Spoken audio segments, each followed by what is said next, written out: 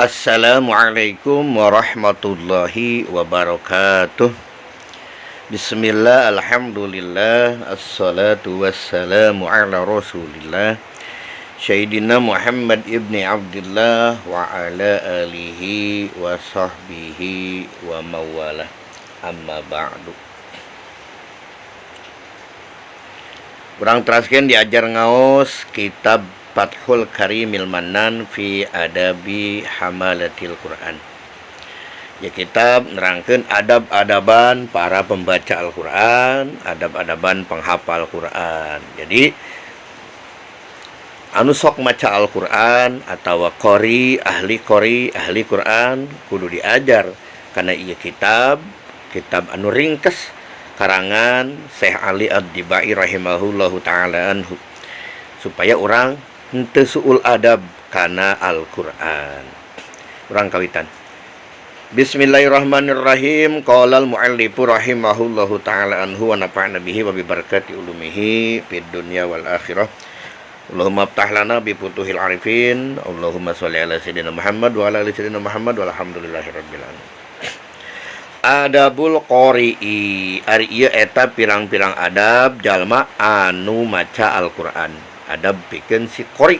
Qori teh hartosna al-qori'u teh isim fa'il, hartosna anu maca, tegasna anu maca Al-Qur'an. Yajibu, hukumna wajib.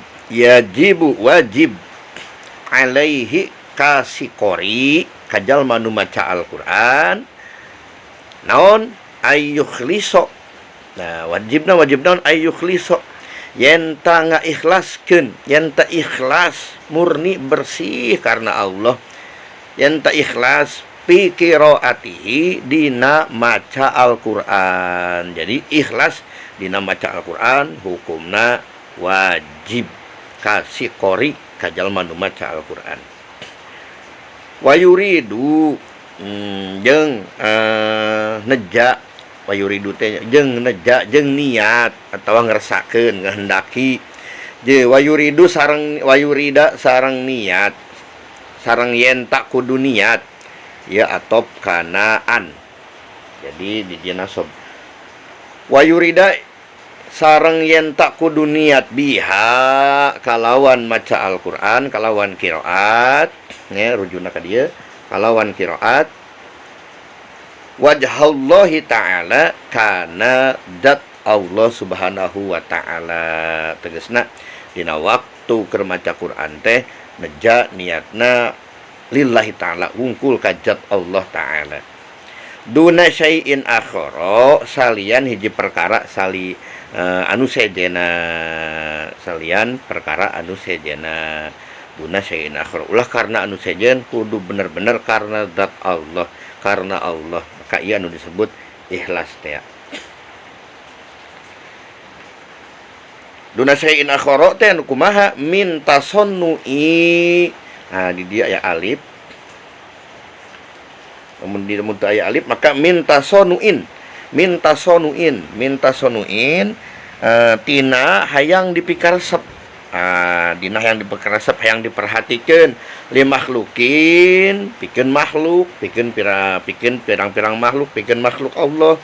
Jadi niatna teh lain karena Allah, tapi minta sonuin li makhlukin, hayang tina dipikaresep, hayang dipikaresep ti makhluk Allah subhanahu wa ta'ala. Itu menang. Awik tisabi mahmadatin, atawa usaha pikeun pujian, atawa usaha atawa neangan hayang dipuji, atau usaha hayang pujian, hayang dipuji ingdanasi di sisi manusia, di sisi jalma. Jadi niat teh hayang iktisabi mahmadatin, hayang pujian, neangan pujian ingdanas mungguh manusia atawa di sisi jalma. Aw mahabbatin atawa dipikir cinta, hayang dipikir cinta, dipikir resep.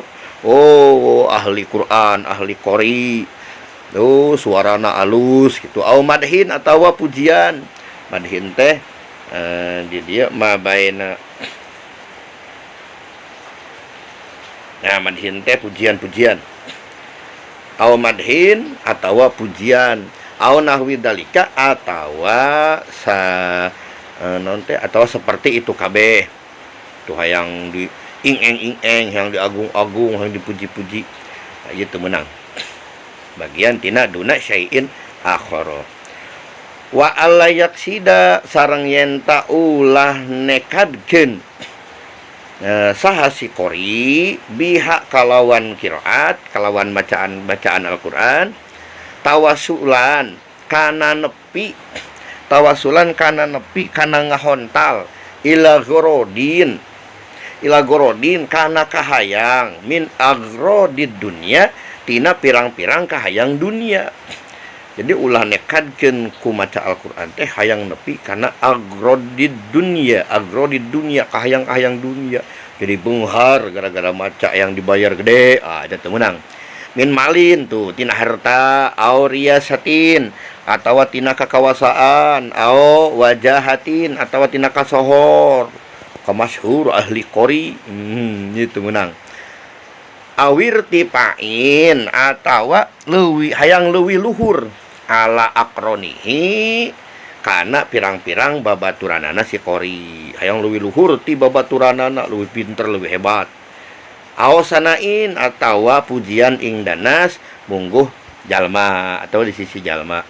Aosorpi wujuhihim atawa molahkeun pameunteunna nas, pameunteunna jalma. Maksudna malingkeun, itu malingkeun si jalma ilaihi kasih ka anjeunna kasih qori.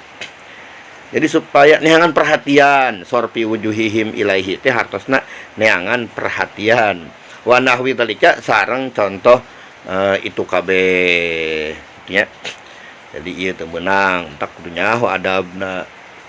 Niat kudu ikhlas karena Allah, teu meunang tasonuin yang dipikir resep, yang perhatian, awik tisabi mahmadatin yang pujian, au mahabbati yang dipikir cinta, au madhin yang dipuji.